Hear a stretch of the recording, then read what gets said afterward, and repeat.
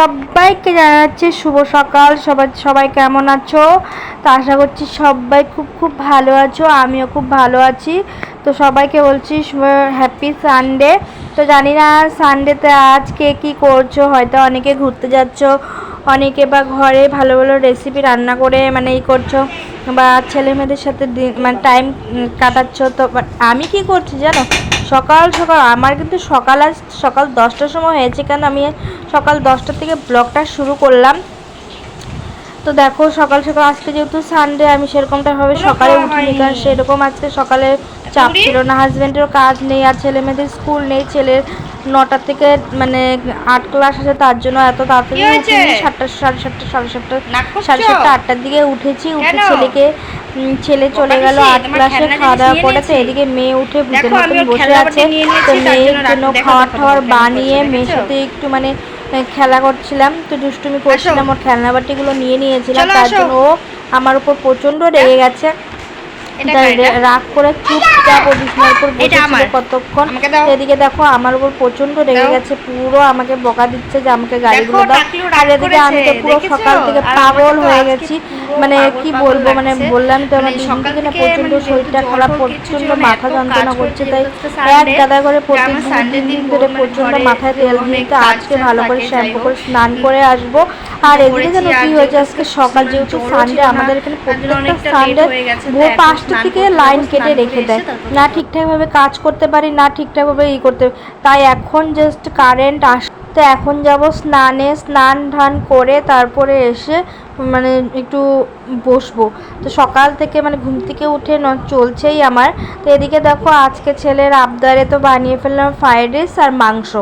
তার আজকে আর কিছুই রান্না করিনি, ফ্রাইড রাইস। আর আজকে দেখো অনেক দিন পর, জাস্ট 2 মাস পর আমি কি বলবো, আমি কিন্তু সেরকমটাভাবে ছাদে আসি না, কেউ যদি না থাকে আমি আসিও না একলা একলা।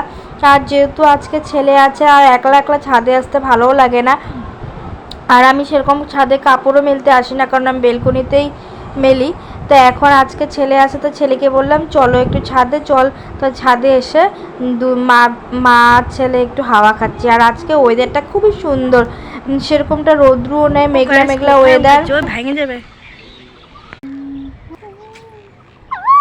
দেখো কি সুন্দর, আজকে প্রচণ্ড হাওয়াও দিয়েছে, তাই জন্য ভালোও লাগছে। স্নান টান করে শ্যাম্পু করে এসে তো বললাম যে চল। তো এসে দেখো কি সুন্দরই করছি। তো ওকে বলছিলাম, আমার ছেলেকে বলছিলাম একটু ভিডিও করে দে। ও কিন্তু ঘরে থাকলে ওই আমার বেশিরভাগ ভিডিও করে দেয়, কারণ আমার বাড়িতে তো হাজব্যান্ড যেহেতু সারাদিন থাকেই না, কাজে থাকে। তা আমার বাড়িতে আমি যে রুমে থাকি, এই রুমে আমি, আমার ছেলে মেয়ে, বাস, আর তো কেউ নেই। তো আমার ক্যামেরাম্যান কিন্তু ঘরে থাকলে আমার ছেলেই হয়।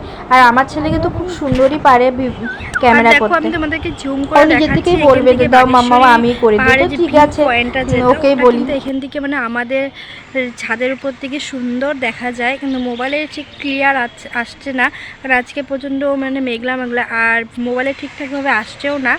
কিন্তু বাট আমাদের এখান থেকে কিন্তু প্রচণ্ড সুন্দর দেখা যায় আকাশের উপরে। তো দেখো আমি কিন্তু অনেক দিন পর, জাস্ট 2 মাস পর কিন্তু আমি ছাদে আসলাম। আমি সচরাচর এতটা ছাদে আসি না, বাট ভালো লাগে না। আর একা একা যেহেতু সানডে, ছেলে স্কুলও নেই, তো আজকে আসলাম। তো বললাম চল একটা রিলস বানিয়ে আসে, আর একটু ব্লগটাও করি ছাদে গিয়ে। আর এখানে আজকে মেঘলা মেঘলা, যেহেতু এত ভালো লাগছে না ওয়েদারটা, প্রচণ্ড হাওয়াও দিয়েছে, খুব সুন্দর লাগছে। যাক, তো অনেকক্ষণ ছিলাম, এখন বিকেল পুরো 4টা বেজে গেছে। তো অনেকক্ষণ আজকে ছিলাম, পুরো 2টোর সময় এসেছিলাম। তো আজকের মতন ব্লগটা এখানেই শেষ করছি। দেখা হচ্ছে দেখো, সুস্থ থেকো। আর এই দেখো আমার ফুল গাছগুলো।